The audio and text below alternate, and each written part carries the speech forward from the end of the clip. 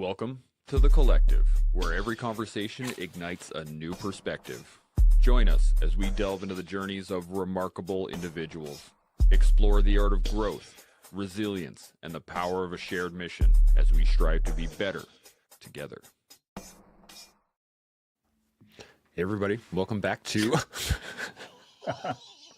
The Collective. Wow, well done, Shaun. Well done. That totally derailed my entire opening sequence, but while I am derailed, you should be online. Here you go. Like the show, subscribe to the channel, hit the notification bell, do all that good stuff, get your emails when we go live, which is, of course, Fridays for The Collective and Wednesdays for The Gold Mine. Now, if you have any thoughts, questions, comments, put them up in the comment section. We will be good to go. Other than that, if you have not yet, make sure you are signed up for the reinforcement loop, because I am going to put a picture of Shaun in that hat in the newsletter. So make sure you're signed up so you can get all your goodness and some brain candy to think about. Other than that, let's dive into some, I guess, intros and go from there. Zach, it's been a while. Why don't you jump on first? Who are you? Where you come from? All that good stuff. Hit us up. All right. I'm Zach. I'm from Calgary, Alberta, and I run a podcast called Canadian.ca and one of the members of Mentell.ca. One of the many members, although you are also the founder. He's trying to be humble like a proper Canadian should, you know? It's like, I'm digging it. Seb, man, how's it feeling to be back in the homestead? Which version of this do you want? It's been, it's been interesting. It's been really interesting because, as it turns out, as you head out for a few weeks, everything that could potentially go wrong does. So I'm just happy to be on this side of the grass, and the rest of my family is, and all the animals are, so we're good to go. But it's been a busy sort of couple weeks here, just getting re-spooled, because I'm heading back out at some point very soon, and I'm trying to get, sort of things lined up for the family before I head out. So it is what it is. I dig it.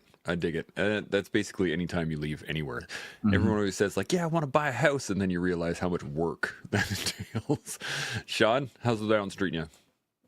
Well, same as Seb. Changes in life. Our youngest son, Keegan, just left with Doreen off to Vancouver International Airport. Driving there right now. And she's going to drop him off at the airport. And then bam. Tonight he flies from Vancouver to Manila, and then Manila to Tokyo, lands in Tokyo, and then he's got to take 2 trains to get up to Toyama. He's got to do his partisan link-up with, long-range recognition signal, might be this. Then close-range recognition signal might be the cow jumped over the moon. And then maybe they'll handshake. I don't know. But then he's off on his own. He's off in university. He's doing that thing. Now he's his own man. And so, one of my boys is going to be in Cologne and one's going to be in Japan. And I'm at home by myself right now. I've got no dog, wife, or 2 sons. You know what I'm saying? Like that wasn't the way just 6 months ago. So life changes. And this is my serious point now, as to building off of what Seb said. I think we've all got to break our rhythm. Seb's got to go do his thing in order to come back home and appreciate what he's got. My family's got to leave me in order for me to appreciate them coming home. And so that's just the way it is, man. I think context is good. Context is good. And, we're getting into Canadiana today, and what does even that mean? And to your point, though, Shaun, one of the things that flicks into my head when I first think about Canadiana is the flag. Like little flags on backpacks and little, it's as a symbol of travelers kind of around the world. Usually you can track that little maple leaf, and you're like, oh yeah, okay, I found another Canadian kind of thing. And it's cool in terms of finding a little piece of home when you're out and abroad, but it is a piece of Canadiana. So I want to hear from you guys. When you heard that, when you read it on the email, what was the first thing that popped in your head? Zach, I can hit you first. Pride. What do you got? Pride. You can go anywhere you can go anywhere in the world, like you said. And I'm one of those with the backpack tag, or you bring something, a hat or some sort of a Canadiana themed item. And for me, it's belonging. It's there's humility. There is some sort of a comfort, a home away from home, especially when you're talking about being abroad. I dig it. Seb, what are you thinking? Yeah, I think the first thing that came to mind probably is sacrifice. You know, there's many people that have sacrificed for us to be able to rock that flag and really have the options that we currently have. And then the second thing that popped into my head is, does it represent what it used to or not? And without getting into, all kinds of politics, because we don't like doing that, and I don't like doing that. I think we as Canadians definitely have to pay attention to see if we're hanging on to past glory, so to speak, and not keeping ourselves in check, right? A bit. And so those two things are kind of not conflicting. They're not mutually exclusive. I think they can easily work together because, again, we are action oriented, not complaining oriented. And so, yeah, that's the first two things that come to mind. Dig it. Shaun, what are you thinking? Well, I've just had to go through this exercise, this very exercise over the last 48 hours with the Canadian flag. And so with Keegan leaving for Japan today, he said, hey, I think I'd like to get a Canadian flag on my bag so that people know I'm Canadian when I'm over there. And I said, yeah, that's a great idea. When I left the military, I would have a little Canadian flag on my pack. In all of the countries that I went to, I always had a little Canadian flag. And then that was a great opportunity when he asked me that question, that we could then dive into things a little bit deeper. And he said, well, where should I put it? And so we had that opportunity to talk about strategy and tactics. And so strategically, he can put that flag in a place that is like all up in everyone's grill. But tactically, that's only going to work half of the time. And so what he needed to do was think about where he was going to put that flag and why he was going to put that flag as a strategy. And then being aware of that, how he was going to not tactically employ it, but in certain situations, he'd be able to talk about being a Canadian in a variety of different ways. And so he also wanted to put a Canada flag on his lab coat. And so I've got a photo of that on my phone. I put it in my Instagram stories just yesterday. And so he's got his lab coat, a little crest on this side. It said Selkirk College. And then right underneath that, he ironed on a little Canada crest. And, it's not showboatish. It's appropriate because he's going to be in an international student lab. And he wanted to kind of figure all of that out, how he was going to represent as a Canadian. And so we got an opportunity to talk about, well, you can't put, before he put it on the crest, he said, where should I put it, Dad? And I said, well, where do you think? So we talked about that and the whys and wherefores. And I said, well, you can't put it on the shoulder, because throughout my career, I wore a Canada flag on my shoulder. And I think if you talk to any military person or anyone who has served their country, when it's on the shoulder, it's more of you're representing the country, not yourself. When you wear it on your heart, of course, you're representing your country, but it's a little more personal, I was trying to explain to him. So one is more of an institutional representation. The other one is more of a personal representation. And so now whether that is true or not to everyone out there is unimportant. What is important is we were talking about the responsibilities of how to display the flag. And then we went into, well, what does it mean? And what is it going to mean to other people? What it meant to me when I was wearing the Canadian flag overseas or domestically. And then when I left the military, what it meant to me. And then what does it mean to be a Canadian? And so the little patch that he's now got on his bag or he's got on his lab coat means a whole different thing to him. And I'll finally wrap it up with this. I think right now, to Seb's point, Canada as a whole is a different country than it was when I was a young man, or certainly my son's age. And so, I don't think that our Canadiana is currently as strong now as it was when I was his age. I just don't. And therefore, all the more reason, all the more important that I send my son out there with a Canadian flag on backpack, on his lab coat. Because, like, if we're going to shore up our, generally speaking, internationally good aspects of Canada, how we're seen by the world as good global citizens, if we're going to shore that up, we've got to, like, start wearing it more, and we've got to start wearing it properly and proudly and appropriately to shine, again, a positive light on our country. If you're wearing the flag, you're not representing yourself. You're representing us. And so you've got to do it right. And so I'm kind of proud that my son wanted to wear a flag out there to kind of do it right. You know what I'm saying? Yeah, I interesting the way you put that, to represent, because when I first thought of the topic, and Zach and I were talking about this at one point, and it really clicked in my head that you're absolutely right. The flag on the shoulder, there's a physical representation, and it is a service before self kind of mentality. And I was trying to, like, what is a Canadian as a world citizen? What does that mean? What does that look like? How does that feel to me? And it went back to the idea of being a quiet professional. And I think that's how we're seen throughout the world, is that, I mean, ideally, when I was a kid growing up and I was learning about what it is to be a Canadian, that's what I saw Canadians as, was the quiet professional, the one that would just show up and get a job done and then kind of disappear without needing accolades. We don't need celebration. We don't need any of that stuff. So there's a level of humility there as well. But I want to get into that representation idea. What does it mean for you guys to represent Canada? Because, I mean, we all do in our own ways. Zach, I'm going to hit you first. What do you think? I think it's humility. It goes back to that. It's politeness, humility, and kind of like what Seb said earlier. It's remembering why we're here.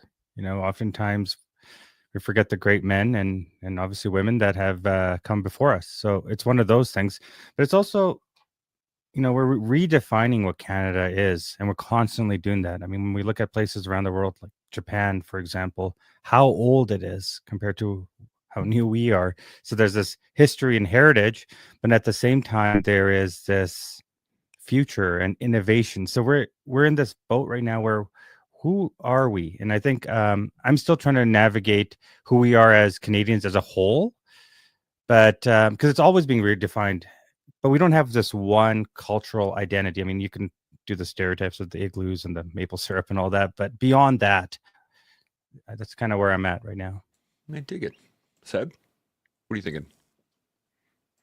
I don't know, a lot of things. I really liked Shaun's inject earlier. It was one really good way to frame that some of the issues that we have and the associated responsibilities, you know. But it had me thinking how truly meaningful somebody's impact can be, and really, I mean, you know, representing as a human being is good. Representing as a Canadian is good. You know, having the the ability to sort of build bridges, so to speak, or to be a representation, a true representation, and not a made-up representation of what it is that we exemplify, and using your own personal, you know, value, skills, knowledge, and ability to communicate, all of those things. And so now you have a young man that's heading over that has all of the wits, all of the communication abilities, all of the,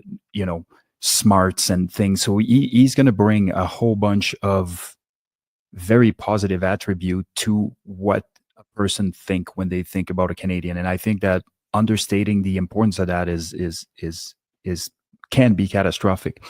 And so, and then if you have some sort of elevated platform, for example, and the first name that came to mind was Georges St-Pierre, you know, and back when I was from Quebec, and I struggled with, I would say, my provincial identity, because Quebec, I had a love and hate relationship with in relation to, you know, events that transpired when I was there.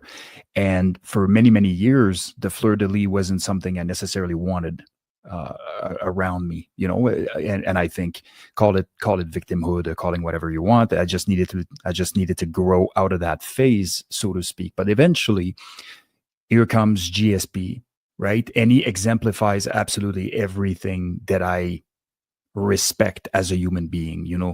It's been mentioned a bunch of times, but humility, capabilities, just as nice as they come, really authentic. Like all of the things, and plus he just so happened to be a superstar that was extremely capable, and all of the things, and a martial artist, of course.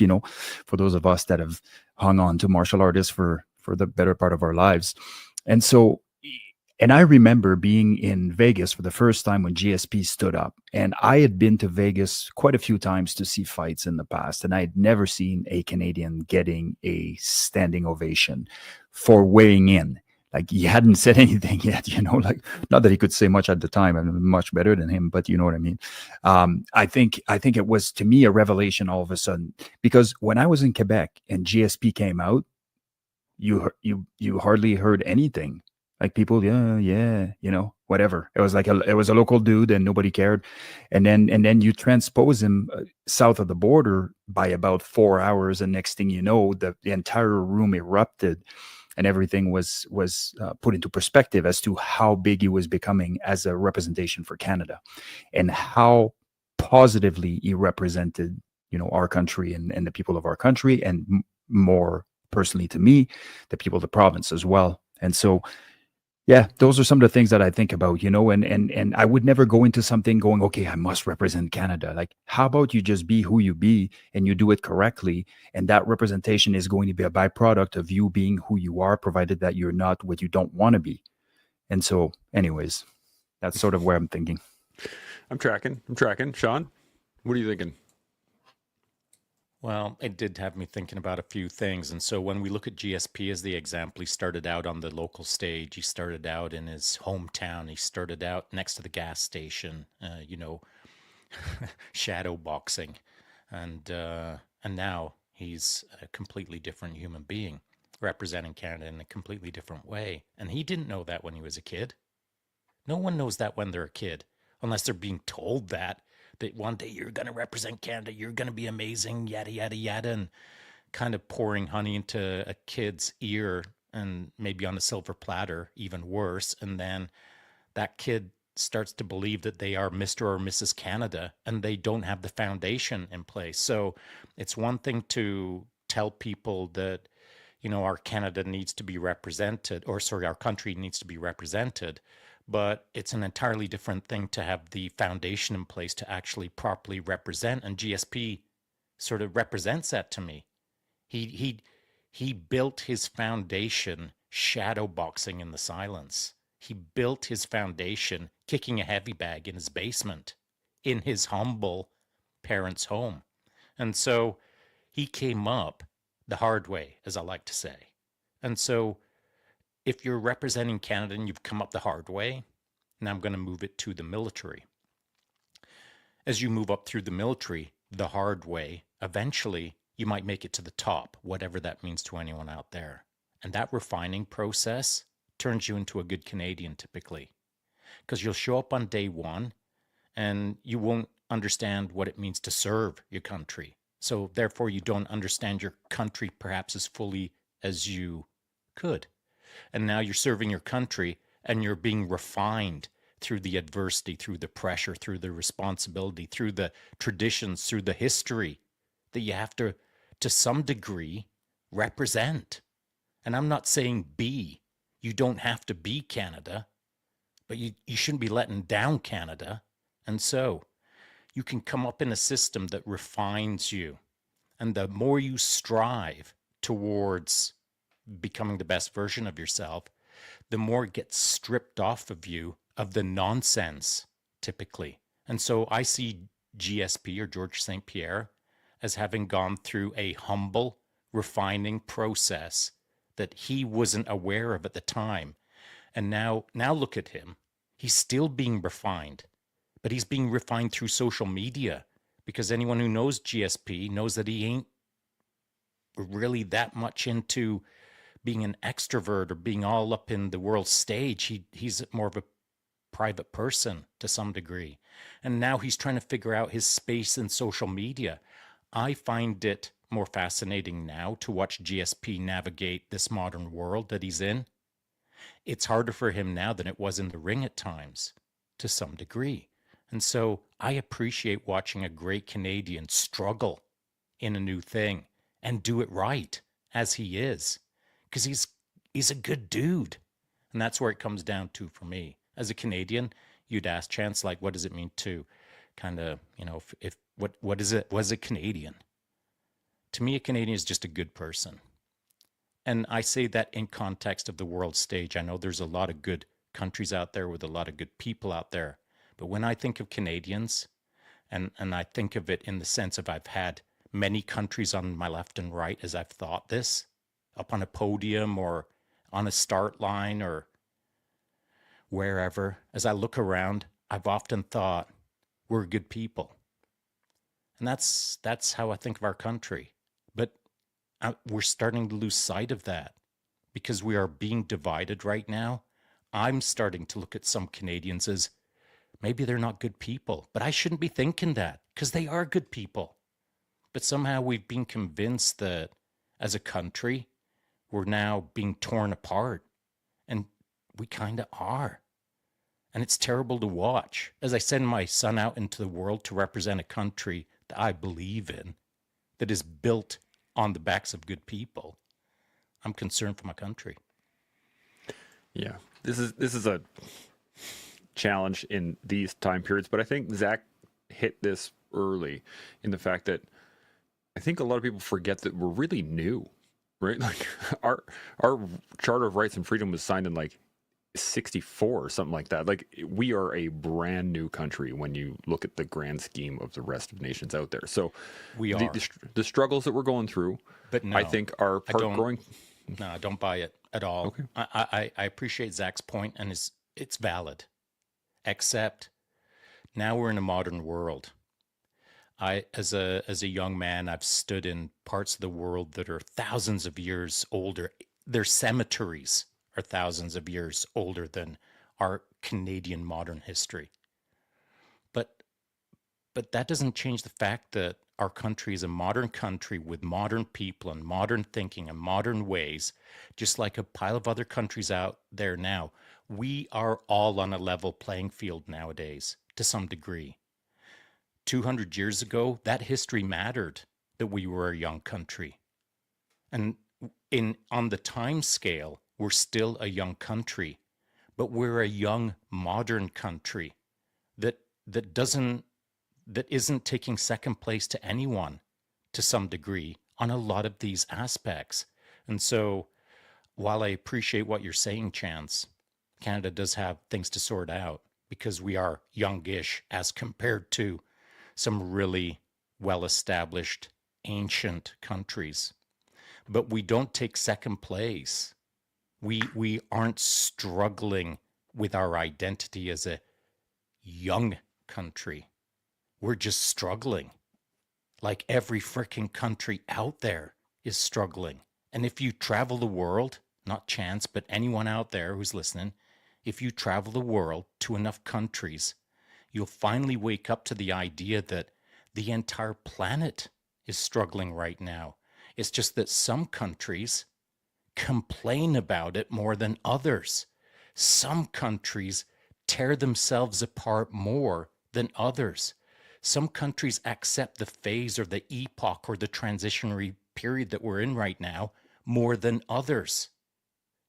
And so the news cycle is not the news. The news is what you tell yourself or what we tell people face to face or within our own circles. And so it's not that it's disinformation that our young Canada is because we're so young. I just want to put a kind of a finer point on it, if you will. I'm tracking, and by no means am I making this as an excuse when I say we're young. I know. My whole point on this is the fact that a set of growing pains is going to be we need to expect it. Is that as we flesh out our ideas of what Canadians are, that's part of it. And to your point, Seb, you're talking about GSP, and Shaun, you guys talking about him being in the dark initially, just training on his own and being kind of I'm not going to say nobody, but unknown. Let's put it that way. But at that point in time, he was just George, right? Just George. That was it. He wasn't GSP. He was just George. bullied George. And he just bullied George. And he was like, and exactly. So he was, and I think this is what makes up what we call a Canadian. And I want to specifically, I'm going to talk to you, Shaun, about this in a second here. When to be a Canadian or a good representation of Canadian, I think a lot of times people focus on the physical, what a person looks like, versus the ideals of what it is a Canadian is. And Shaun, you immigrated to this country when you were 10. You got a crash course on what is Canadian, especially in rural Alberta. You're going deep into some roots there. But what was it like as a 10-year-old coming in with a completely different culture, trying to figure out what Canada is? Well, I explained this to someone yesterday on the Roslyn sidewalk as such, and I'll keep it very brief. When I came over at 10 with my family, I had big British ears. I've still got big British ears. And I had a wicked Yorkshire accent. And one of the things about having big British ears is they're super easy to flick from behind. So I got my ears flicked a lot. And I got kind of poked and prodded and pushed around and frickin', it sucked, man. It sucked because I was different. But guess what? The town that I moved to, everyone was kind of different. Because it was a coal mining town in the Rockies of Alberta. So there were Newfies, Novies, all the East Coasters, quite frankly. There was the Irish, the Welsh, the Scottish, and the English. Because it's all coal mining history. There were some South Africans as well, of course. But it was any sort of Commonwealth country that had deep mining history or experience or professionalism. And so that's what the town was made up of. Now, what is also interesting about those clans is they're rough and tough and like they're working class people. And so it was a working class town that I'm not going to say there was a lot of friction, but it wasn't a lot of Starbucks. And so I came into a tough town that arguably was divided by the nationalities, like England as a whole, the United Kingdom, those four kind of areas are still battling each other to some degree in their own country. Can you imagine when it got transported to Canada, where then it's now, and this is the thing, whether anyone believes it or not, whether you should have witnessed this by now in your life if you're over 30. This is a thing. When a country migrates to another country and establishes its stronghold, it starts to grow its stronghold to survive. And so when the Irish moved over to New York area back in the day, and when the Scottish and that's what they did. They clanned up and they held their ground. And then they tried to expand their territory. Mankind's been doing that forever. We're still doing it today. And so you asked Chance, and now I'm telling you, it was freaking hard as a kid trying to figure all of that out.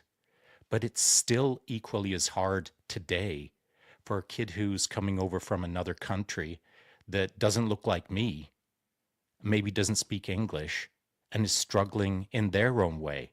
Like I just see the modern version of Shaun just from a different country, and I know he's getting his ass whooped. But that kid has got to figure it out, just like I had to figure it out. And one of the ways that you can figure it out, as I did, was freaking go serve my country to figure out my country. So that's what I'm going to leave it with. Yeah, that's a great point. Zach, you got any thoughts? You know what? Come back to me on this one. I'm just going to be thinking about this one. Raj. Seb, what do you got? Yeah, a few things that we can probably unravel a bit, but you know, it's really interesting because that division that we were talking about and the way that we are currently, there's two primary problem that I see, and there's a variety of intersecting issues that go in there. So, and I'm not the subject matter expert to break it all down, so I won't try to do that. Somebody else would be a lot more qualified to do that. But I will say this: having sort of common adversity and headed towards a common goal is preventing certain countries that have it worse than us from falling as far as we have. Comfort is our issue, you know. 75-inch TV, 2-car garages, and not having anything in the sense of survivability, because we are safe. We there isn't much that threatens us at all. We have a overinflated sense of security in relation to probably some of our allies that would help us out if something happened, because if we're on our own, we may have a very different view of how safe we are. And I'm not this is, at the end of the day, what happens is the more comfortable a society gets, the more the little things have a catastrophic impact. And so it's not about not seeking comfort. It's not about not wanting a good quality of life. It's not about any of those things. But those things, just like anything else, have to be in balance, and perspective has to be maintained. And if your perspective is virtue signaling from our country in looking at other countries that you know nothing about because you've never set foot there and you've never experienced it firsthand, and you don't know what it feels like to walk 10 miles to go get your water, as sort of as sort of mythical as this sounds, because we all heard the stories from our grandparents that were walking to school, uphill both sides and all of the things. But the reality is, it is absolutely true. There is a lack of perspective here. There is a lack of perspective, and that lack of perspective is fueling divide, is fueling division. And then there is a lack of focus. We're at an age where information overload wouldn't even start to qualify it. And then you have processes such as media processes, so algorithmic processes and things that are feeding into this. So if you are lining up to be in a certain sort of, you have a certain affinity for certain styles of videos or politics or whatever the case may be, then your feed is all about this. And then the other side has the complete rebuttal to every single one of the videos that you're getting on their own sides. So now they're inflating, and instead of having a conversation saying, wait a minute, this algorithmic, sort of goat abortion here is working us against each other, whether it's nefarious or not is irrelevant. It's still happening, right? And so you would realize that if we actually sat down at a coffee shop and said, okay, let's talk about this for a second, we had found a lot more common ground. But we don't have to do it because there's no exigency to it.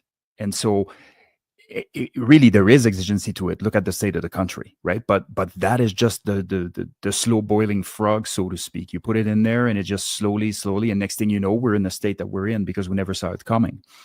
And so I just think that we need to, and I'm not suggesting that I have fixes for it, but certainly I think just even having the mindset that we are quote unquote played against each other, not in a necessarily organized, nefarious way, although that's not completely discounted, but it's important for us to understand that that is the reality. And if we understand that, we can reframe some of the things that we're seeing. We can start looking at things through a little bit more compassion. We can start looking at things through a more critical filter, so to speak, and critical analysis things a little bit better, or analyze things a little bit better than we have been.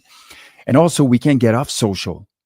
Here's a novelty, like, man, when I go in the Rockies or anywhere here and I grab the horse and go for a jaunt or do whatever, I meet all kinds of people of all kinds of different backgrounds with all kinds of ideation, all the stuff. And not once do we mention politics, and there's no real conversation about that, generally speaking.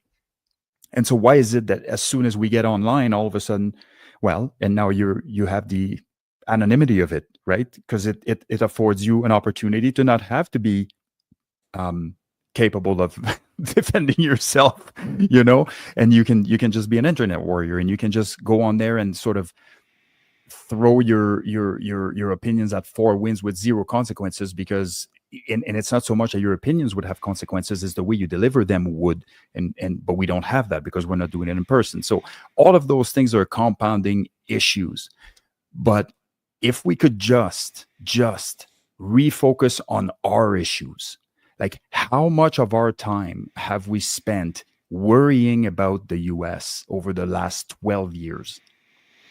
Literally the only thing we see all over. And now I'm going to have the person that, comes out and says, yeah, but there's consequences as a result of US policy and all those things. Oh, I don't disagree, dude, but you have zero influence over that, like zero, none. What you do have influence over is what we're doing here. and we have our own issues, we have our own things, we have our own businesses to run, we have our own, and if we bring the focus back to what it is that we are doing, what it is that our national identity is, what it is that we want to be, where's the end goal of all of this, and how do we work together to achieve that, we would spend a lot less time soaking everybody else's issues in addition to ours, just yeah. I think that comes with comfort, though. Like, as we get more comfortable, we're like, oh, well, we can take on other people's problems at this point. Like, we can fix that, and we can fix that without realizing how many problems we have on our own. Virtue signaling and fixing are completely at odds. Oh, and I don't mean that we're actually capable of fixing them. You're absolutely right. It's virtue signaling of just like, I have the solution for everything. Zach, coming back to you. What do you got? Wow. Well, it's a lot, and, certain things, I don't know if that would be on air of conversations, but, one of the things is man versus machine, similar to what Seb said. It's us against these algorithms, and it's so loud. We're so connected, yet we're disconnected in this world of social media. I mean, thankfully, we all met because of it. Well, I did meet you guys because of it. And, there's good that does come out of social media, but it's curating your feed. I remember one of the first things I had seen Shaun do was let everyone know, please do not send me memes. I don't want cat memes. I don't want any of this. He kind of set that boundary and guideline. So no one's probably spamming him with that stuff. So his algorithm's probably well-versed compared to, I don't know, some of my accounts are wild. I'm just getting everything from all sorts of the spectrum. And like Seb said, you are seeing a lot of the US stuff coming in and creeping in, and people most likely that are sending you that stuff, why don't you take a second to look at their life and what they're up to? That would take work. That's the problem. That would take do you actually have to do a little bit of a dive on people? And unfortunately, most people I know aren't willing to do that. They're face value. This is what's in front of me. Mm-hmm. And the social media aspect, I brought this up in a podcast a little while ago, was the fact that my feed, like, the world is awesome. Except for the news. If I watch the news, the world is horrible. But the rest of my feed it's awesome content and motivational stuff, and like, just because that's the people that I surround myself with online. But it's challenging. So there's only so much we can do. And then it goes back to comfort. And, I've spoken about this before, but I think we're complacent in the West. For the most part, I mean, you look at places like China and India, and I mean, I don't agree. I think people should take a break and enjoy the qualities of life as well. But their work ethic is so different than it is here. And, we always call these places third world countries or whatever you want to call it. They're not far off to being first world countries. And I think, we can learn a few things as, hey, we need to pick up the pace again in certain elements, of course. Balance, but we could not be complacent. You say that other nations are third world countries, and this is something that I've come to realize over time, is that there are like first world cities, and there are, first world nations, right, for sure, but I could find third world country conditions here in Canada. Pretty simply. I know exactly Easily. where I'd go. Oh, yeah. Right. And I could find first world country conditions in a supposedly third world country. Right. So I think that's something that we need to take on in our own heads, is the fact that just because we live in a so-called first world country doesn't mean that is across the board everyone's experience of this grand life of ease and comfort and whatever, because there are some pretty rough places to live here in Canada, and it's not always the nation that provides the lifestyle. Sometimes it's the community. Like, it has to get down to the local community to provide that stuff. Shaun, any thoughts? You got to unmute yourself. I just got to say that on your closing comment there, that, well, get to work then, because no one's guaranteed anything. No one. Don't care who you are. You're just not guaranteed anything. You got to earn what you get, generally speaking, in life, at least if you want to value it. Because anything that's given to you too easily or too often or too freely, you'll eventually start to devalue it. And that's why I love Canada, man. That's why I value Canada. Because I had to some degree, work hard to feel like I'm a Canadian. Like I came over as an immigrant. I joined the Canadian Armed Forces. And I worked like a freaking dog to feel like I earned my spot at the table, you know? But there's people that are coming in and they're not working like a dog. They don't know what it means to work. And so they do know how to take. And therefore, the Canada that I came up on is different than the Canada that some people come up on. Now, I've got to find common ground with people who are different than me. And I don't mean different in religion or politics or race. I'm talking about approach to life. Because all of those things, you can sweep them aside. When you talk human to human, it's how you approach life. It's your life journey. It's not all of the smaller things like race, religion, and politics I'm talking about right now. I'm talking about you as a totality, as a whole, as a human. How you approach life. You don't have to have a PhD to your name to approach life in a certain fashion. And you don't have to be dumb as a house brick to approach life in a certain fashion. You just got to figure out who you are and what you want to do in life, and then get along with everyone else around you in Canada. Because that's what Canada does. We get along with each other. I think we get along with each other better than most countries. And I say that because I've been to other countries and know that they don't do it as well as Canada does. But if you've never left Canada, if all you see Canada is through the lens of social media and the gossiping at Tim Hortons from third parties that you don't even know, and they're forming up your definition of Canada, you don't understand Canada. As I was trying to make my point earlier in the conversation when I said, as you move up through the ranks or as you refine yourself through life, through adversity and etc., you'll start to see the difference between you and others around you. So if you compete in a sport long enough, if you go from local to regional to national to international competitions, eventually you'll be standing somewhere and you'll be able to see the difference between Canada and ... name a country. How they stand, how they represent themselves, how they shake a hand, how they don't shake a hand.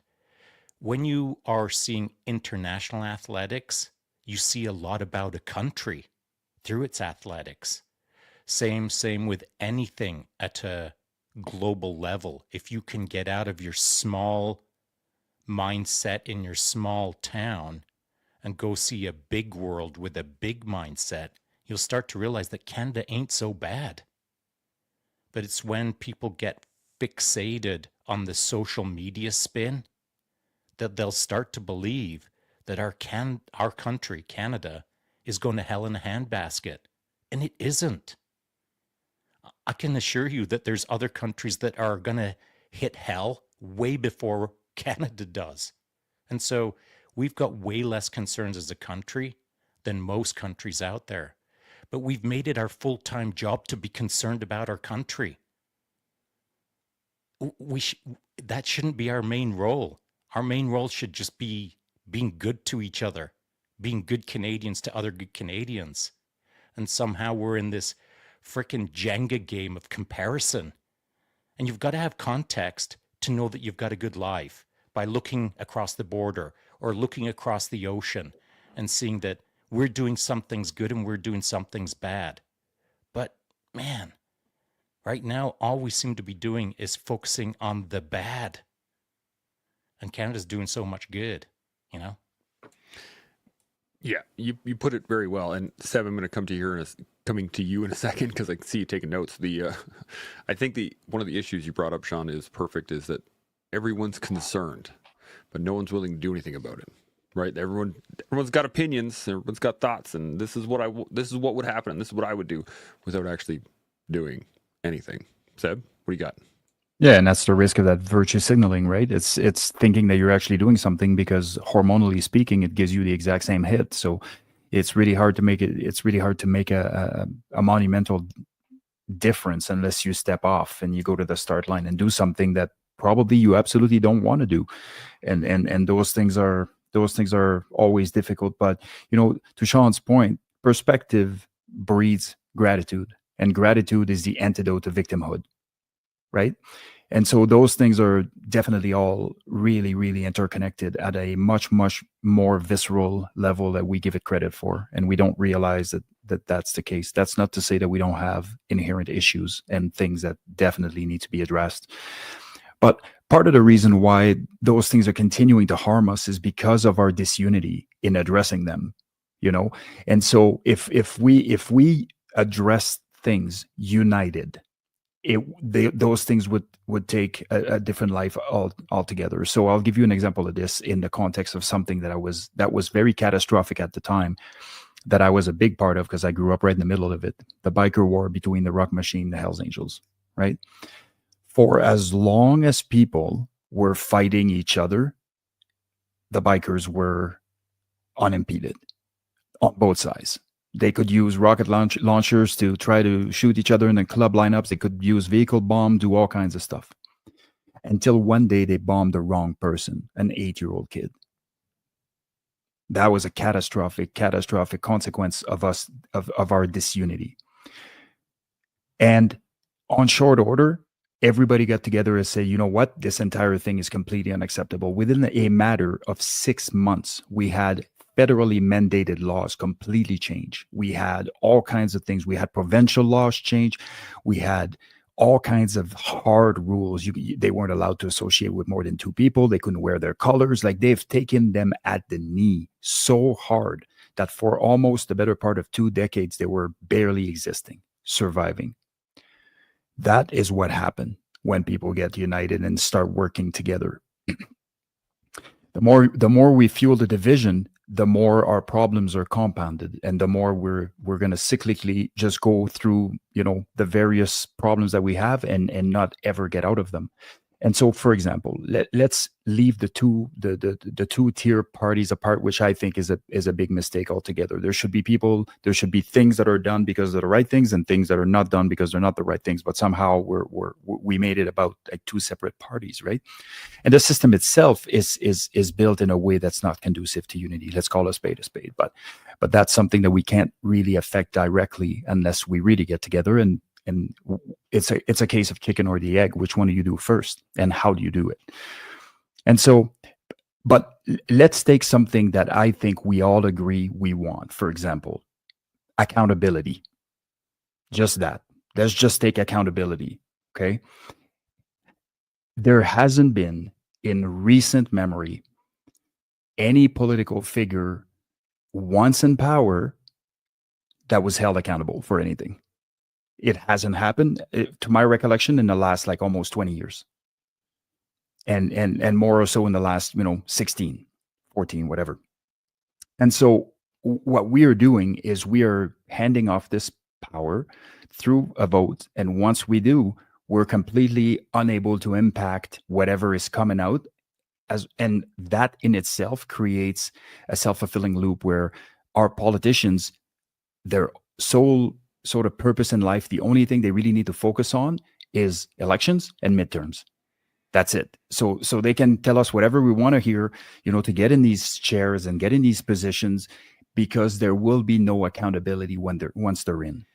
And to be honest, this is exemplified in organizational leadership as well. So we see that in businesses, and we see that in organizations throughout the country as well. And that is equally as acceptable and equally as catastrophic, although it's a little bit more confined because it's obviously doesn't have the same reach. But if we could agree on this one concept, which is the concept of accountability, regardless of your political leaning, all the things, once something comes up that we can look at and be like, okay, instead of justifying it, we can look at it and be like, that's a bit sketchy, but it's my party, therefore I will just jump on the bandwagon. It's like, no, this should be irrelevant. It's either sensical in the context or it isn't. And if it isn't, then let's ask for accountability. And so maybe we get together for this one thing that we're asking for accountability on. We sometimes agree to disagree. Sometimes we find that we strike a balance, which would be ideal. And then we move on from there. But our political figure, the people that are representing the country as a whole, have a certain degree of accountability to the people of the country so that our culture is now proliferated in the way that we want it to be, rather than having people that, will act without accountability and go out and create damage that Canadians themselves wouldn't stand behind, so to speak. And so, again, I was going to stay out of the political realm, but I think it's important, to at least have that conversation, because we are being played against each other, and there are certain things that we can unite on. Accountability is one.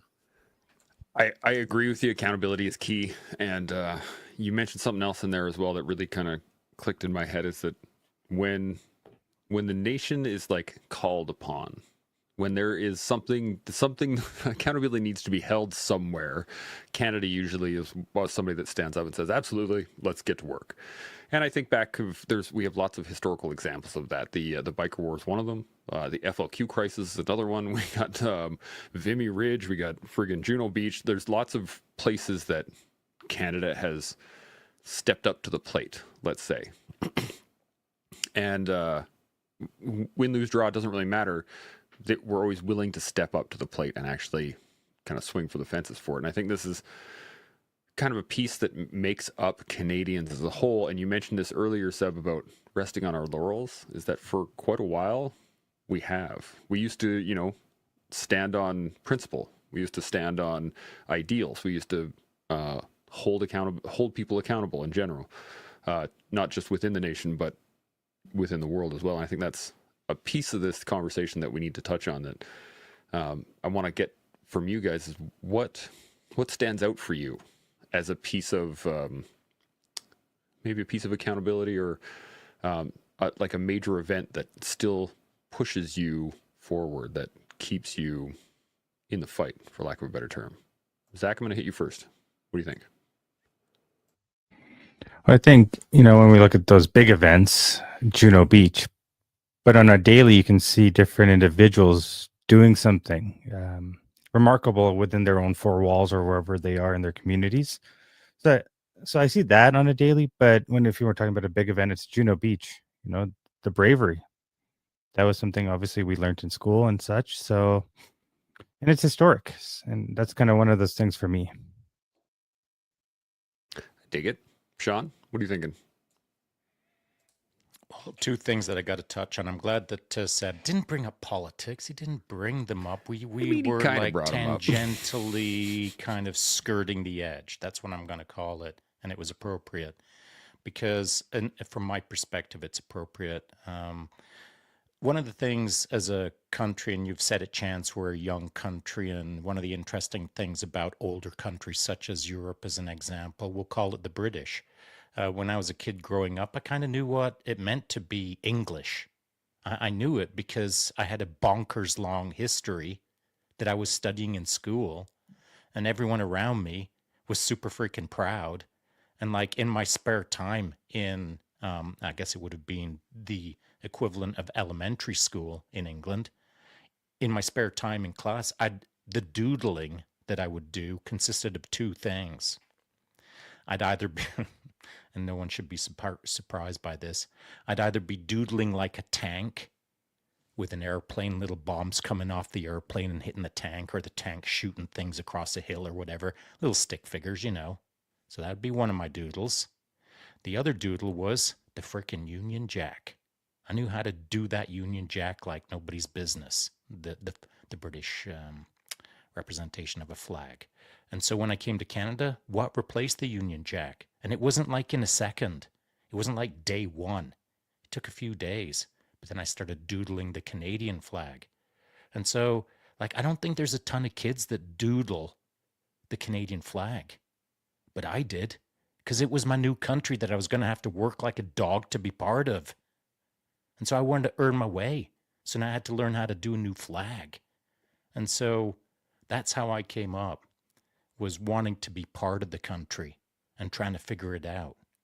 And so now to Seb's politics to some degree, I tried to figure my way out as what a Canadian is. But I don't think a lot of Canadians, particularly Canadians who are born here, don't really chew on that bone to understand what it means to be a Canadian, because you're born a Canadian. You don't have to earn that passport, for lack of a better term. And so, like, I felt like I had to do homework. Well, I did have to do homework, literally, to understand what it means to be a Canadian. And so, if you're not putting any sweat equity into, like, earning that passport or earning that title of I'm a Canadian, then you're going to struggle to define what it means to you. And so, if you've got a weak sense of what it means to be Canadian, and your neighbor's got a weak sense of what it means to be a Canadian, now you're getting your definition from social media. Now you're getting your definition from politics. And so, directly to Seb's point now, what I'm seeing a lot of, and it's interesting that we were talking about teams, is that it's us versus them. And I'm going to throw out the perhaps more pointed point, and that is based on Charlie Kirk. Within seconds of Charlie Kirk being assassinated, I saw some Canadian internet personalities already spouting off the words, "They are coming for us." So within the irony of Charlie Kirk trying to represent, like, let's just try to be a little more unified perhaps, his assassination became a perfect opportunity for people to even further divide the planet. Us versus them. They are coming for us. That country doesn't understand our country. And it's like a freaking cheap form of sports where everyone picks a team and hangs on to that team till they die, irrespective of whether it's serving them well or not. I don't buy into it. Like, my team is my friends, my family, my country. And that doesn't mean that no one else is allowed in. You got to keep an open mind when you're patriotic. You got to keep an open mind when you're flying a flag. All other flags are allowed to sit at the table as long as they're good flags and good people with good intent. And so what is a Canadian? I think we're open. I think that we are generous. I think that we're humble. I think that we're giving. And I think that as we move into a modern future, we are maybe losing sight of some of those things. You're dead right. And so I'm a fourth generation Canadian. I'm a fourth generation Albertan. My kids are fifth generation now. Like, they've grown up and they just are. They've never had to fight for it. They've never had to deserve it, or never had to earn it. I mean, whereas when I grew up as a kid, I saw it as my responsibility to serve the nation that gave me all the things that I had at the time, which is why I joined the military, which is why I served at a higher level, and why I continue to serve, because I still have that drive. I still have that desire. But neither my brother or my sister feel that way. They are exactly what you're talking about, Shaun. They're just Canadian. They expect and I would say, go so far as to say that they are entitled to certain things. They believe they're entitled to certain things. Let me put it that way. And that's the challenge, is that even it doesn't matter how long you've been here, the core at what we're talking about, at least for Canadians in my mind, is the ability to serve. And if you don't have that ability, which I don't believe everyone does have that ability, it's going to be really hard for you to connect with what it is to be Canadian at its heart, at least in my mind. Seb, you got any thoughts on any of this? Yeah, man. You know, entitlement is essentially the opposite of accountability. You know, it's just it really is, and it creates that piece, that disconnecting piece. And entitlement, unfortunately, has grown exponentially, not just in our country, but in a lot of countries, especially the more comfortable countries. And I think that, to Shaun's point earlier, if you've been anywhere where life is actually hard, you should see how busy they are at tearing each other apart. Not very much, you know, because it's all about survival here and trying to work together as much as they can to do certain things. But entitlement is catastrophic at the best of times. You're not entitled to anything. You're not entitled to have somebody clean your table, even though they're paid to do it. You're not entitled about them being nice to you. You're not entitled about anything. The day that you start thinking that you're entitled because of X, Y, and Z is the day that you start setting unreasonable expectations, notwithstanding of what people are going through on the daily. And so you have a certain, standard of care or standard of expectation, and if it falls short of that, it's substandard. But what are your expectations of yourself in treating everybody else in the way that you're expecting to be treated? And what you're seeing is a vastly disproportionate. I want all of my things to be the way that I want them, but I also don't really look at what I can be doing to be that to others, right? And so when you talk about, and this is I'm going to go right on the edge of the precipice here. So let's talk about really, really briefly about if you are to come to this country, for example, right? With the attitude that, say, Shaun had as a young man, wanting to come in, understanding that there was a reason why they came here to want to achieve a certain lifestyle, to want to be a part of the community, to do all those things, and sort of reflect that on people that have such an entitlement, and the entitlement itself is being fed by a process that is also feeding in that entitlement. Now what you are doing is you start to affect the quality of the people that are coming here because of their underlying intent. And I'm not talking about necessarily a nefarious intent. I'm just talking about the intent of either being a part of the country or recreating the country that they left in our country. And I'm not talking at home with your friends, your community, and your village, whatever. That's not what I'm talking about here. All those things are totally fine. And you can have all of those things and still be a part of the Canadian heritage but the underlying thing is, you're in Canada, you left for a reason, and now you have certain things in this country that are no longer an issue because you are in this country. And so what the wind of change and the risk is, when you look at the divisive at the division, either online or politically or whatever, it's like black or white. It's either we open the borders and we cut everybody loose and we really don't care who comes, we're just Canadian and we're good, or we shut down the border and we let nobody in because these, immigrants, which a country is made of, by the way, but they had the right mindset and the right, all of the things that Shaun alluded to earlier, right? So again, we've made something two complete extremes. And if you're dabbling in extremes, you are going to get the worst of both of those extremes every single time. And so what is it that we need to be doing to reduce the victimhood, add some accountability in coming to the country, so that the people that are coming to the country are wanting the things that Shaun and his family wanted back in the days, that millions of immigrants over the years have done? It contributed massively to the equilibrium of this country.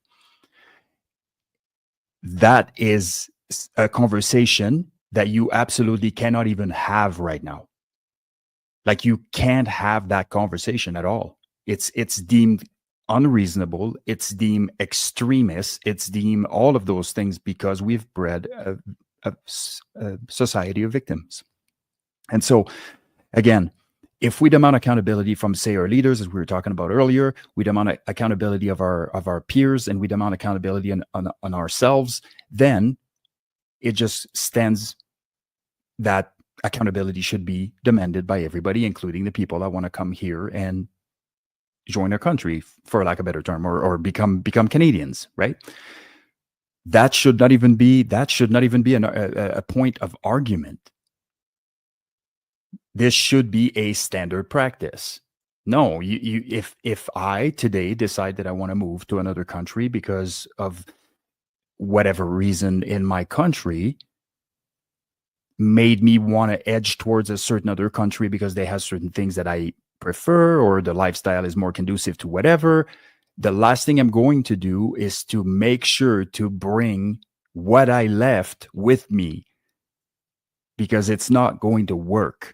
It's not going to work. There's a reason why you left. And so this is not to say that there's no spectrum of this, but the conversation that we cannot have reasonably are the conversations that are doing us in.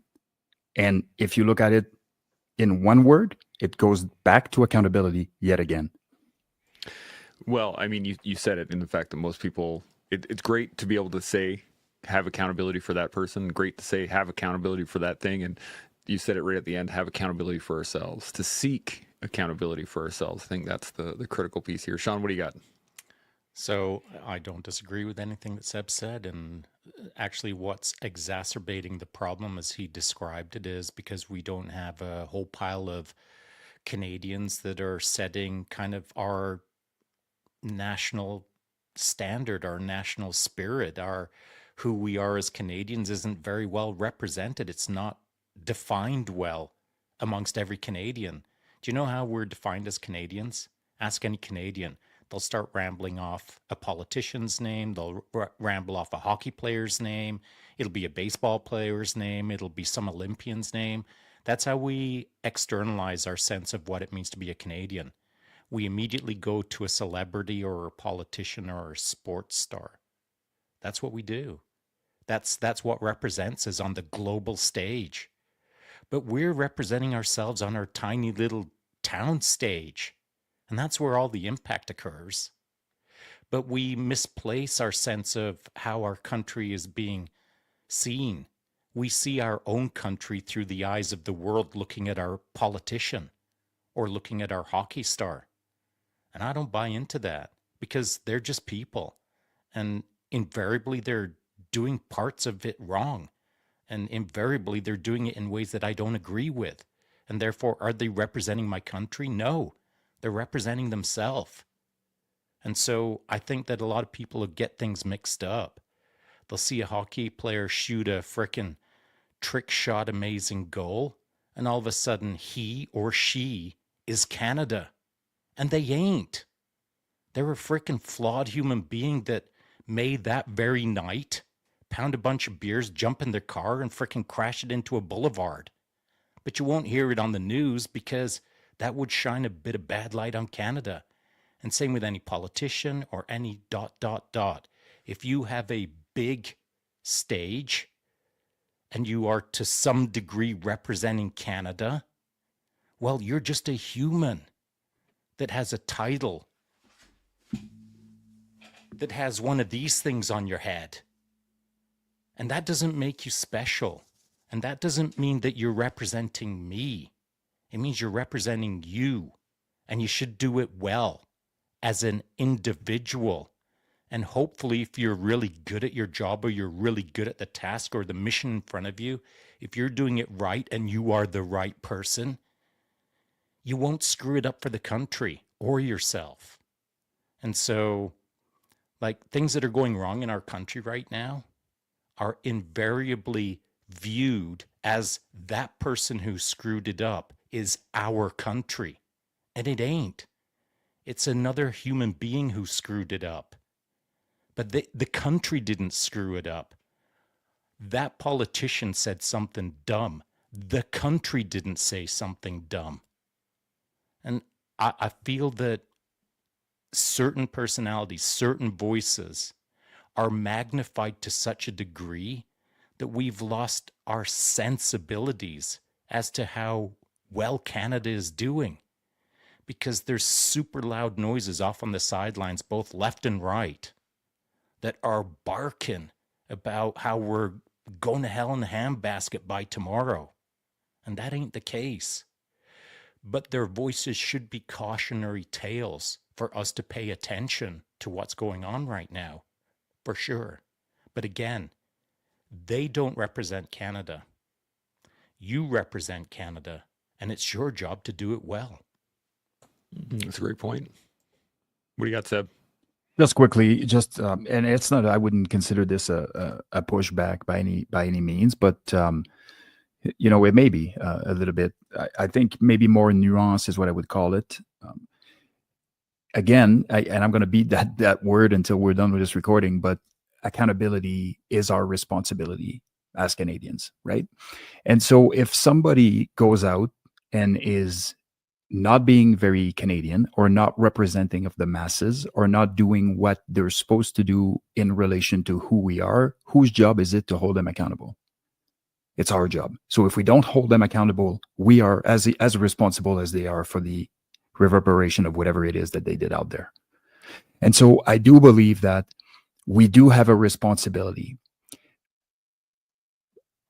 We do have a responsibility to demand accountability.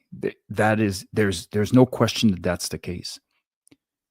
How we do that, the more divided we are and the more we buy into the sides, the more emotional impact it has in our decision-making abilities. And that is what the problem is. There is a lack of regulation when it comes to the original emotional response that you have, because if you're attached to a certain side, quote unquote, it really doesn't matter what happens. Everything is wrong or everything is right. And none of it is like that. It's about balance. It's about balance, and we don't have it. It starts at the micro level before it goes to the macro level. We need to do it in our homes before we can do it on the stage. It just isn't going to happen miraculously. And so there is a responsibility that Canadians have to demand accountability when things get weird. But there is a need for us to be able to recognize when things get weird. And if you've turned an entire society into a society of victim, then everything is weird. And so earlier, Shaun was talking about, our national identity. And I 100% agree with that.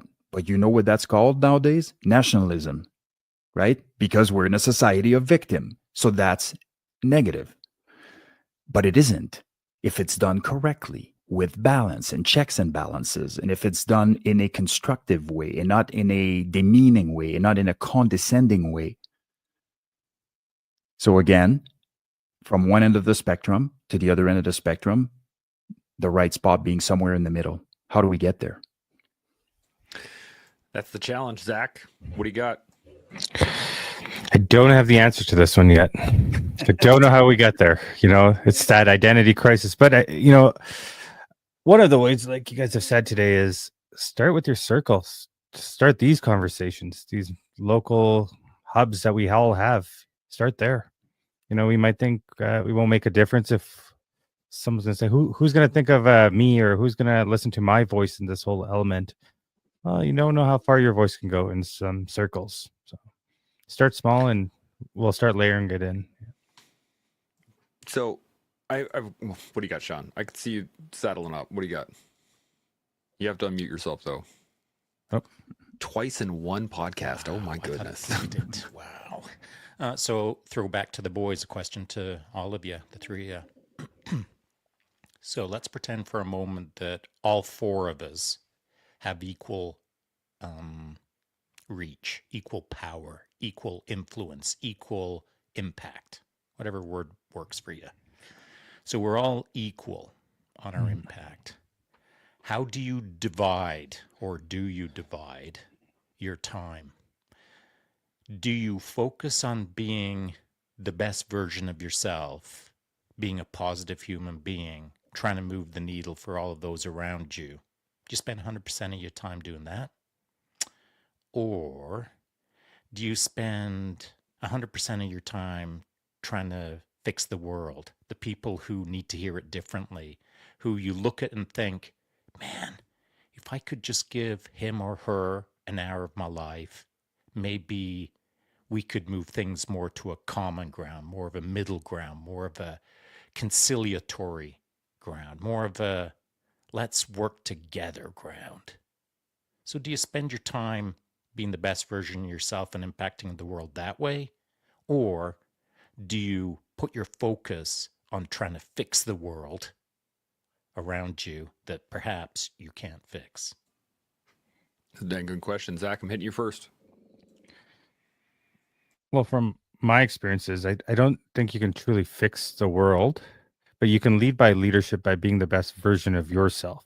So lead by example is kind of how I would do it. And then, people are going to see that and they're going to say, hey, you know what? We might not be far off from one another, and man versus machine or whatever it is. We're all the same. We're human beings and we're being in this world. Let's just find this middle ground. I mean, it's so easy to say today, but there is a way to do it, because it's a sit down. It's a conversation. It's not screaming at each other. It's not these keyboard warriors or keyboard activists out there, right? Because they oftentimes won't show their face and they just want to tear somebody down.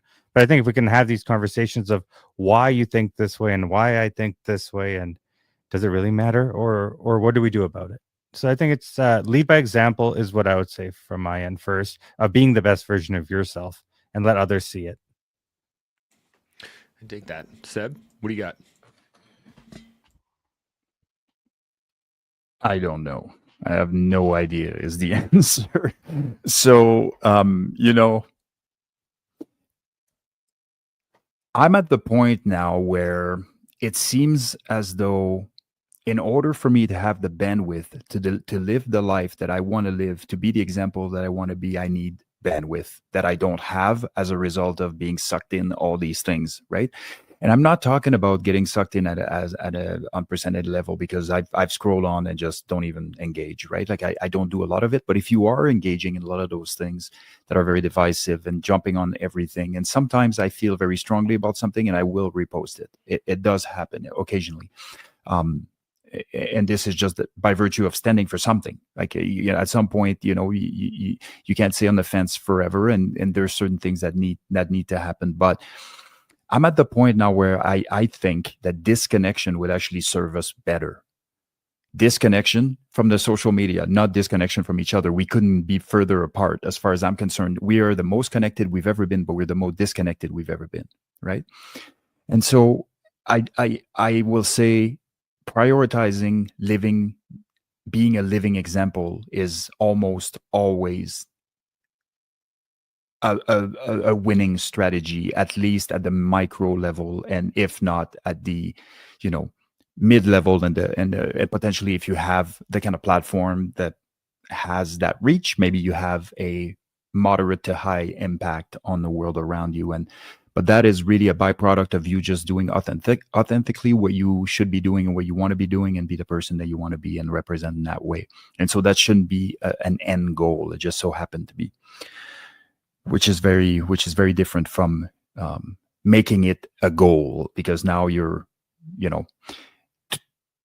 going to be hard to remain authentic completely. You're going to have to sort of pander to certain things and do certain things that are in line with what it is that you're projecting. I digress. But and then we talk about what we are doing. Does it actually what we think is doing? It's doing. So, for example, I'll give you a good example of this. Again, going back to politics, totally not jumping into politics, but just as an example. So I have a friend who never said a word about politics either way. Like, he never said anything. He's never really commented on policy. He's never really commented on foreign affairs or anything like that. And that person just so happened to be brilliant and extremely capable, physically, mentally, and emotionally, all the things. Next thing I knew, he was running. Period. Right? He was running. And he ran, and he made a massive difference in his local community, did all of the things. Wasn't elected, not a big deal. He did what he wanted to do. He came back to work, took a hiatus from a police job to go do that. And that was his way of contributing to what he felt was a failing system. And during the process of that, he's grown a bunch of people in a, I would say, very meaningful way, in a more balanced viewpoint, so to speak, right? And we're talking people in the political realm as well. And so the question then becomes, what do we need to be doing, and what gives us the appearance that we're doing something that does nothing other than fueling the underlying issue? And do we ride the wave? Now, if you recall, pre-COVID, there was 4 years of Trumpism. 4 years of that. everything you saw on social media was that, US politics and who liked him or who didn't, and for 4 years. Then we got into 4 years of COVID. Then we got into 4 years of Trump, right? Like we're back to this. And so out of all of this, what did we see? Well, we saw the COVID conversation / conflict disappear, vanish, gone completely. Then we started focusing on Ukraine. And what happened when Israel started? We forgot all about Ukraine. You barely see anything about Ukraine now. We're like moved on somewhere else. There is a very, very short attention span in virtue signaling humans, and they generally will switch causes as soon as the cause itself lose a little bit of steam, especially on social media. So my question then becomes, to Shaun's point, do we create the vision of what we want to be, what we want to be emulated, what we want to lead by example with, and ride the wave ever so slightly on some of these issues? Sometimes I feel like we feel compelled to comment, or we feel compelled to say something. And there's very, very few times where things are compellable, in my opinion. I do believe that sometimes the best strategy is to ride the wave, because we live in a world that has taught human beings that everything that goes through that creates a reaction in you ought to be exteriorized immediately and not repressed or suppressed. So there is no real control there. But the problem is there is no amount of cognitively engaging process that are going to have any traction whatsoever while everybody else is on fire. Like it's very difficult. So even if on both sides of the spectrum, or even the middle ground, or wherever you stand, it's going to be very, very difficult to have a meaningful impact while the emotional underpinning is out of control. Let me jump in on this, because I have some unique experience in this, and that is doing the advocacy roles for quite a while and building up the Walk for Veterans, and having to, as you said, kind of adjust my own ratios based on what was happening. And so initially, when we started the Walk for Veterans, it was all about getting people out to just talk.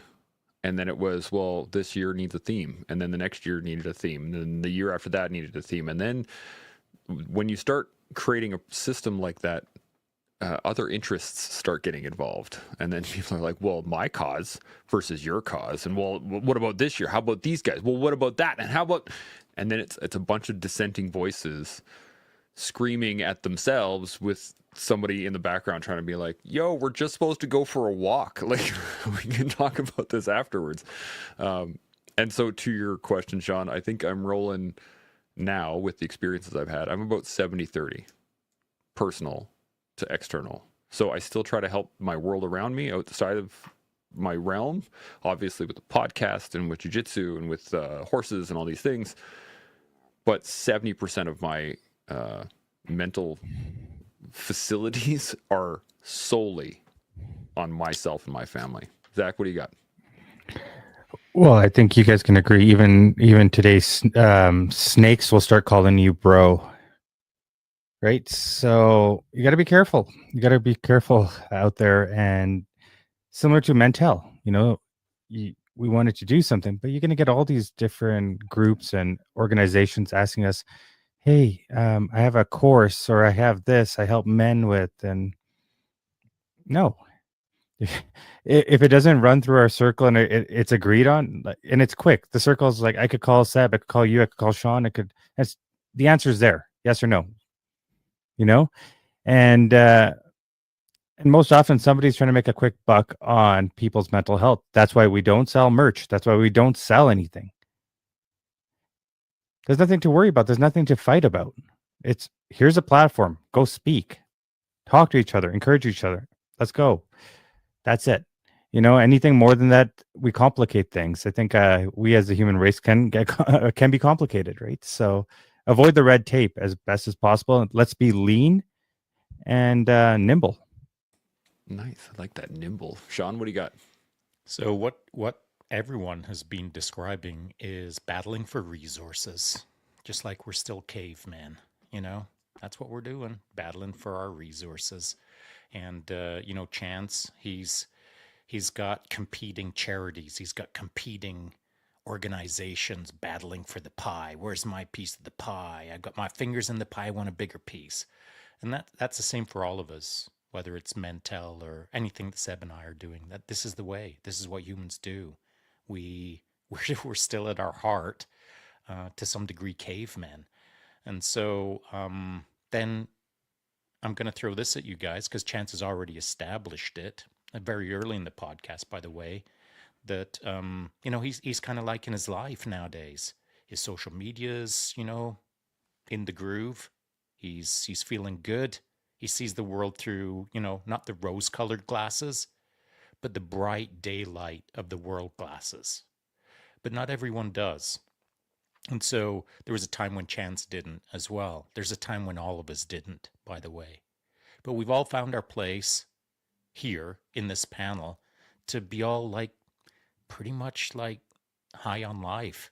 I'm loving my life, man. I'm loving my friends.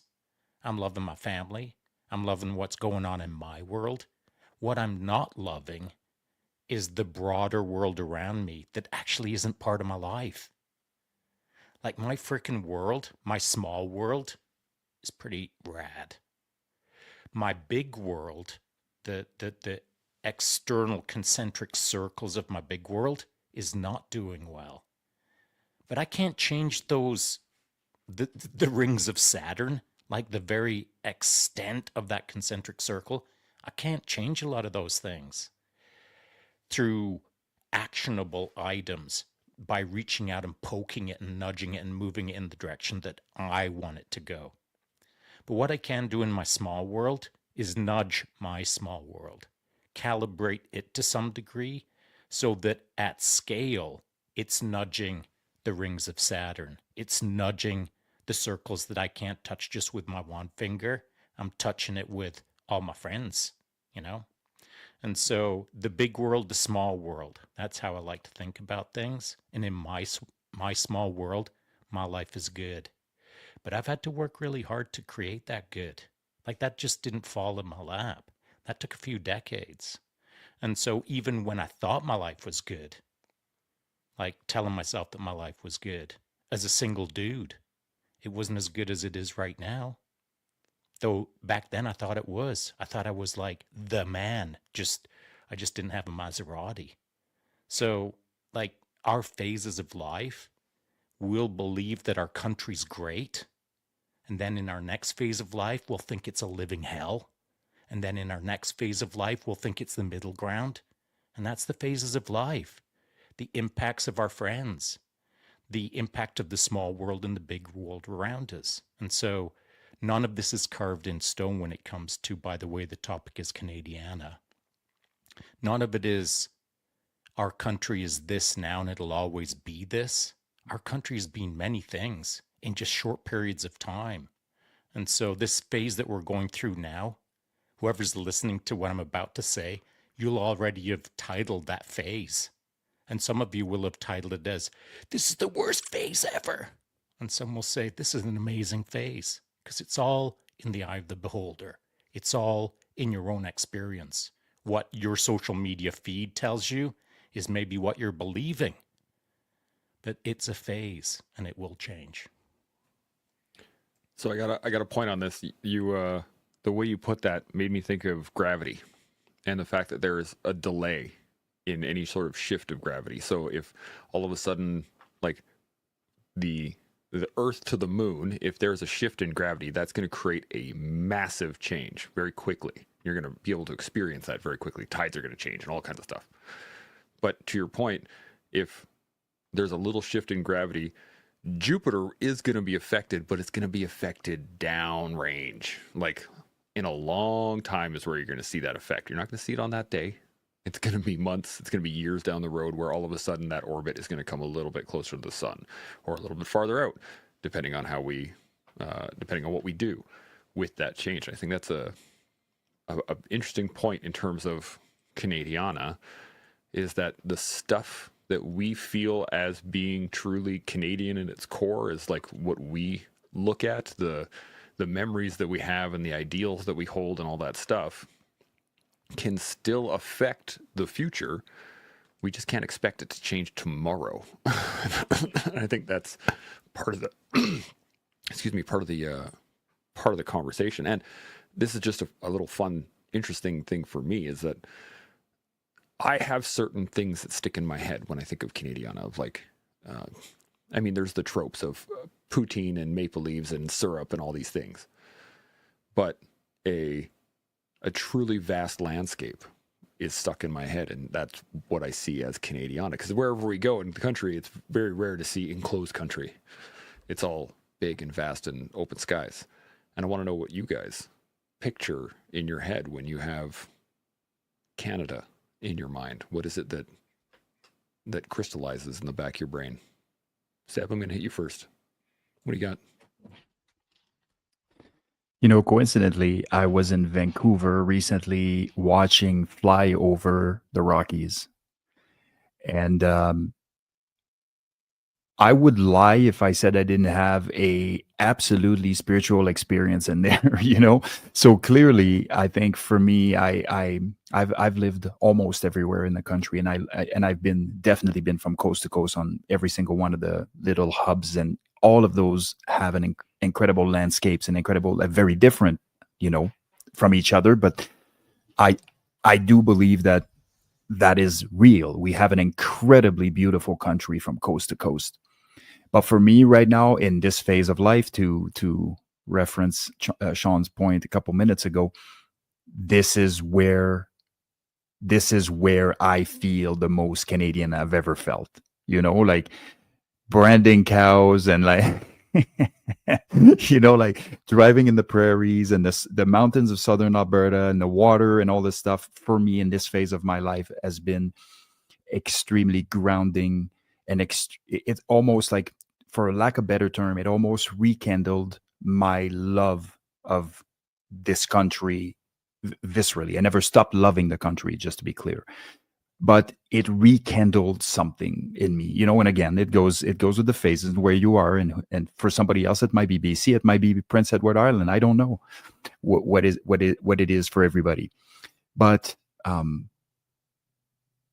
I think that we're in that same vein, highly underappreciating how much space we have. When you start traveling the world and you realize how far apart we are sitting in restaurants, for example, versus, say, in England, or, you know, in any other European countries for that matter, for the most part, how much space we have between houses. And if I look now, my closest neighbor, if he was on his porch dancing, I couldn't see him.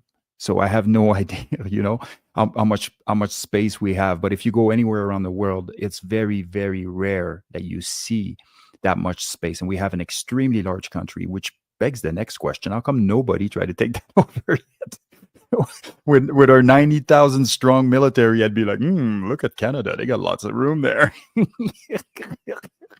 I think that's part of the question on that one is, who's willing to take our winters? Like, there's only so many people that are going to be willing to live in a place that the air will kill you 6 months a year. Like, when you spit, it turns into ice. Right? Exactly. Yeah. So I think that's part of it. Zach, what are you thinking? Similar to you guys, you know, I think it's the landscapes. I haven't gone to the Maritimes yet. That's something on my bucket list. I've gone to the Yukon. Absolutely loved it. Again, it was in the wintertime. So spent a bit of time out there, and what a place. The Yukon, Whitehorse, and all of that. Oh, yeah. Never been, I've been to Ontario, never been to Winnipeg or Manitoba as a province. Never that side, but I definitely want to go check out the Maritimes. I think for me, it's, I think you guys see me post to the Tofino and the valleys, and of course, our foothills in Alberta. It has a special place in my heart. So the Rockies are beautiful, prairies are beautiful, but that foothills, for some reason, just mesmerizing with those sunsets. Yeah. I 100% agree. I go down there anytime I possibly can. And the It's foothills so are, good for my mind. it's just God's country. It Yeah. doesn't get any better than that. Although now I gotta say, yes, absolutely. Check out the East Coast and the Maritimes and those things. You could probably skip Saskatchewan. There's not a whole lot. I drove there a year ago, and I couldn't imagine how flat it was. I said, "Are you serious?" People weren't kidding when they said you could let your dog go and you could see it for kilometers away. Mm-hmm. Yep. I'll be devil's advocate on this. I spent 6 months in Regina, as some of you know, and it's just amazing how attached to that place I became during that 6 months on account of exploring, and just being out there wanting to find the beauty. And it's everywhere. I think obviously you were joking, but the reality is every single one of our provinces have an incredible showing somewhere. Shout out Absolutely. Whack-A-Mile. Yeah. Well, there you go. Shouting it out. Shaun, what do you got? Well, I do find it interesting that you've got some fondish memories of the Regina area, Seb, because I spent a bit of time in the area myself, and I've been east to west, north to south. There's hardly any of Canada that I haven't seen. And the reason I say I find it interesting, Seb, is because I wonder if you would have felt the same way if you hadn't also have had an associated notable event going on, or a phase of your life, as it were. And so as Canadians, I feel that we undervalue a lot of our country because we're like mouth breathing our way through our country. It's the day-to-day rat maze of the little hamster wheel. You get up in the morning, you go to work, you come home, you eat dinner, you go to bed, you wake up, you repeat the cycle. You don't barely know where you live, and you certainly don't know what's 100 miles away from you. And so you definitely don't know what the east and west coast looks like, because you're not gonna ever leave Regina. I'm making a worst case scenario now, but the worst case scenario is still an amazing scenario if the person who never leaves Regina loves Regina. And why are they loving Regina? Hopefully, it's the phase of their life that has got them there and appreciating where they live. For all of our first world modern conveniences, our stable, democratic country, we are living in the lap of luxury. But there will be Canadians, because they don't appreciate what they've got, will not have made a connection to Regina or anywhere in the country, because they don't see it for what it is. Sometimes we have to look a little harder to see the beauty in a prairie, but if you look, you'll see it. And then it's all down to the why are you looking. If you're coming from overseas recently, last 2, 3, 4 years, and you're not looking for the beauty in Canada, you're just looking for a handout, then you don't understand what it means to be a Canadian. You're missing the literal beauty of our country while seeking a dollar. And I know that sounds super duper harsh, but that's what I see happening. But I don't just see it happening from immigrants. I see it happening from freaking multi-generational Canadians who've lost sight of the glory of our country because they're not looking, to Seb's point. So when I first noticed that I was super freaking proud of being a Canadian was when I threw my chute, my freaking massive Canada flag parachute in the Skyhawks, as I was jumping into a football stadium in Edmonton, the halftime show between the Saskatchewan Roughriders and the Edmonton Eskimos, which was a notoriously difficult drop zone to fly through in that open stadium in Edmonton because of all of the suspension cables that were up above. It was bonkers. But I remember flying over the uprights between them and landing on the middle of the football field, one-footed, all superhero, as all of the football players who were twice my size were running on, and they were saying, "You're a legend." And I was looking at them saying, "You're a legend." And I've never felt more Canadian, because the stadium was going nuts due to that massive Canada flag. And then when we'd all landed, the stadium was going nuts for all the football players. It was like Canada on steroids. And I freaking loved it, man. And I didn't love it because it was about me. I loved it because it was about all of us. I could feel it in the air, you know? And so not a lot of Canadians get to fly a massive Canada flag into the ground zero of Canada and feel the explosion of love from fellow Canadians. And until you experience those things, it's hard to understand how powerful our Canadian national identity can be. One final piece, because most people don't get to be a skyhawk. You can be a skyhawk to some degree if you just sit down on a park bench in another country with a Canada flag on your pack somewhere.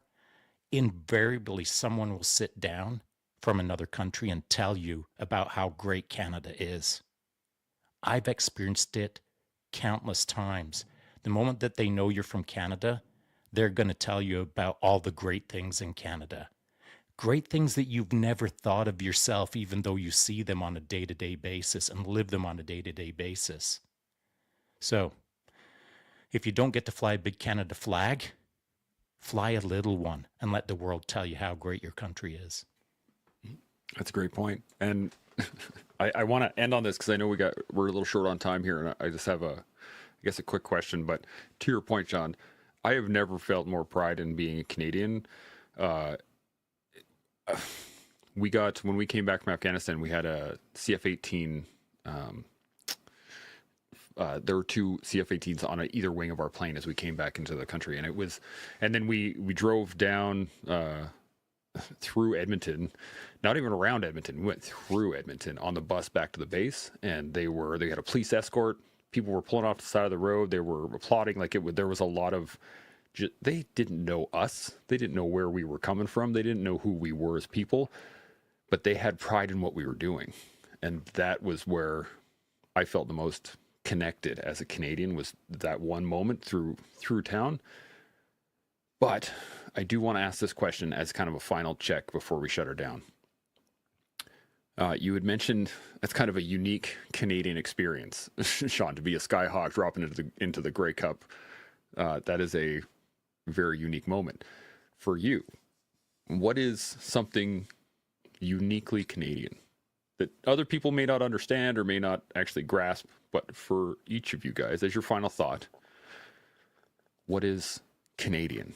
Like, what is a Canadian experience or a Canadian item or Canadian something tangible that you would either recommend somebody do or something like that? Seb, I'm going to hit you first. What do you think? Oh. For whatever, and this could be me and my circle, I don't know. But for me, the first thing is outdoors. That's the first thing that kind of comes to mind. Like, if I'm going to do anything with somebody from another country here, it'll probably be a hike. I don't know why, but it's just, that's what I envision. And when you see people wearing Canadian flags, generally on what are they wearing? MEC pants or something, right? In other countries, is generally that demographic that's traveling around with Canadian flags on there. So I think there's something to it, obviously. But for me, if I had one thing to do, I would literally select the most beautiful hike I can take them on in whatever context we're in, and send it. That's a great one. Zach, what do you think? I would take them canoeing, Moraine Lake or Lake Louise, or a drive, maybe to go see Shaun up at the mountains. That was neat. You're driving up and you're just seeing these. It was incredible. Yeah. I dig it. Those mountain drives are amazing. I mean, when you start rolling to the Rockies, or one of the things that you guys made me think of was the hot springs, going to like Radium, or, oh man, that's so good. Shaun, what are you thinking?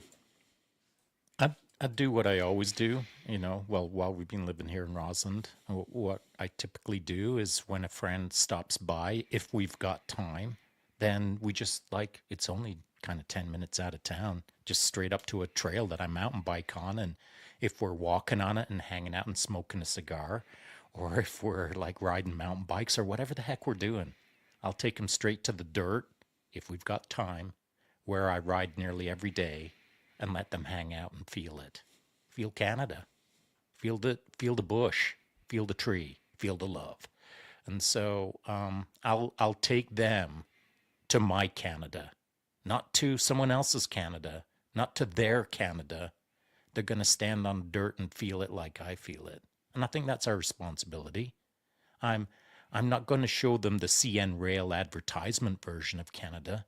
You're going to get my Canada, which invariably means that we'll stand on some dirt, we'll lean on a tree and have a few laughs, we'll probably come back to my house, we might have a coffee, we might eat a burger, we might sit on the back deck, but we'll be freaking mega Canadian. And it won't be like all Molson Labatt's beers and freaking all the usual trite stuff that is defined quote unquote as Canadiana. Like we're just going to be straight up hardcore cool as hell Canadians if you're coming to my town. And that's what I want you to experience. I want the person to feel what I feel on a daily. You know what's interesting is that everybody I talk to about this particular question, and I've said it a number of times, or I've asked a number of people about this, but it always comes back to the land, right? You take people to land. I take people out to the ranch, or I take them out hunting, or I take like the base of the foothills. There's something visceral in the connection to the land here in Canada, and I think that that's one of the things I didn't see in a lot of other countries that I've been to, is that deep rooted connection to the land, and that's where I would sit. So do you know, though, I will say this, that we all kind of give a little bit of an example. And I mean, we could all spend a lot of time giving a ton of examples of, you know, ways that we could demonstrate to friends or family or whatever the case is, strangers, what our version of Canada is. All of our choices would be intentional. And in order for someone to experience that intentionality, I would want them to be intentional with me. And so it's hard to experience Canada if I'm not being intentional and they're not being intentional. Now, it's just a clown show wasting time. And that's okay as well. That's got its time and place. But if you want to know my Canada, show up with your eyes open and paying attention, because that's what I'm going to be doing as well. Like, pick up what I'm putting down. Or as Seb would have been in Regina, pick up the wheat stalk and appreciate it for what it is. I dig it. This is the beauty of Canada, and I think we all need to maybe take a little bit of time to be more intentionally Canadian, especially as we continue to learn, build, and grow. We'll see y'all next week. Chimo. Chimo. Thanks everybody for watching and being part of the collective. If this has sparked any thoughts or resonated with you, let us know in the comments. Don't forget to like, subscribe, and share. Your support helps us grow and keeps the conversation going. We'll see y'all next time.